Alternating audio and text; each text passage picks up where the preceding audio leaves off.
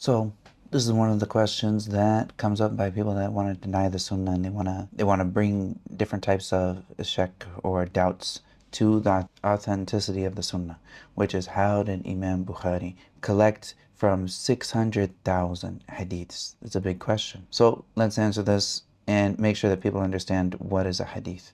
When the muhaddithin, they talk about hadith, from them there's different meanings of this word hadith. One of them is any narration that comes to them, regardless of whether it's from the Prophet ﷺ or it's from other than them. Also, that narration that comes from them, what if it's a repeat? And there's tons of these repeats out there. What they mean by this huge number that they will bring up occasionally, and of course, like this, we need to know, like, how do you know that it was 600,000 hadith? So give me a validity to this narration that you bring anyways. But let's say it is valid for the argument's sake. Then in this case, when you want to come up and you say that, okay, this is impossible, how did they do 600,000 hadith? This is a huge question.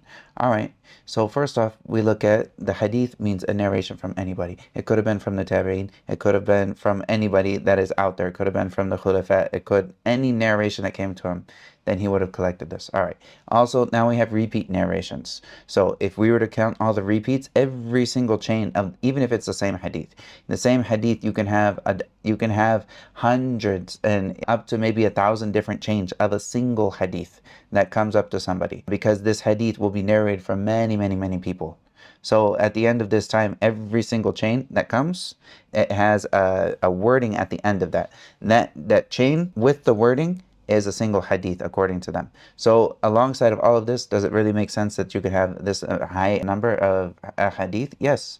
But does this mean that there's actually 600,000 hadith that are different wordings out there? Not necessarily. The authentic narrations that come to us from the Prophet ﷺ, they don't go over about 4,000. There's only about 4,000 hadith. If you were to take out all the repeats and not take into consideration more than one chain of the same hadith, then it doesn't go over about 4,000. And there's books that have been collected of it, just like 3 volumes. But of course, there's different wordings that come with different chains, and some of these chains have weaknesses, some of them won't. And if you have a bunch of them that all point to the same message, then we definitely know that this was something that was said, even if it's just the meaning. Also, when we look at Bukhari, he also, before this, he already had written a major book which is called al-Tarīkh al-Kabīr.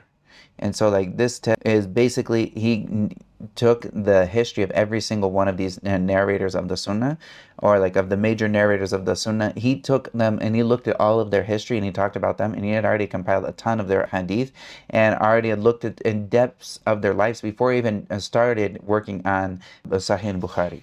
Then when you think that he took from all of these aḥādīth, do you think he was looking through every single one of these hadith individually when he was coming to this? Or was this something that was already well known to him? He already was he knows exactly, okay, this is the best chain to pick for this is the best chain to pick for this hadith, and he puts this together in an easy way. This is not something that is, for someone of his caliber, this is not something that is really that difficult.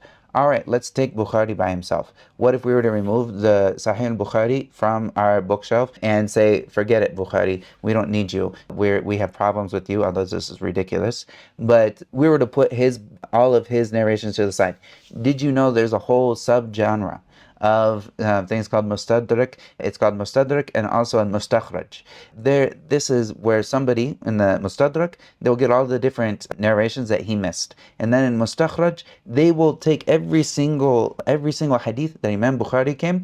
They said, forget you, we're going to get it from our own chain, and they take the exact same hadith from everywhere else, and they come up with the same hadith. And there's a whole set of aḥādīth literature out there. So if we were to actually get rid of Sahih Bukhari, we would still have the hadith with other chains from many, many other people that came to us with the same hadith, with the same wordings, with a different chain from what Bukhari came. So get rid of Bukhari. All right, did this do anything different? No, because all of the same hadith are still there. They were still known at that time. So people that try to attack Bukhari and try to say that this is something that is far out there, they have no knowledge of hadith, to be honest, and they just try to throw these big numbers because they can't wrap their little minds around it.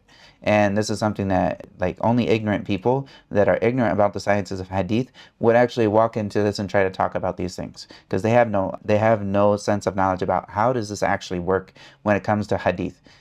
Wallahu musta'an. And we seek Allah's refuge from all this nonsense and dalal.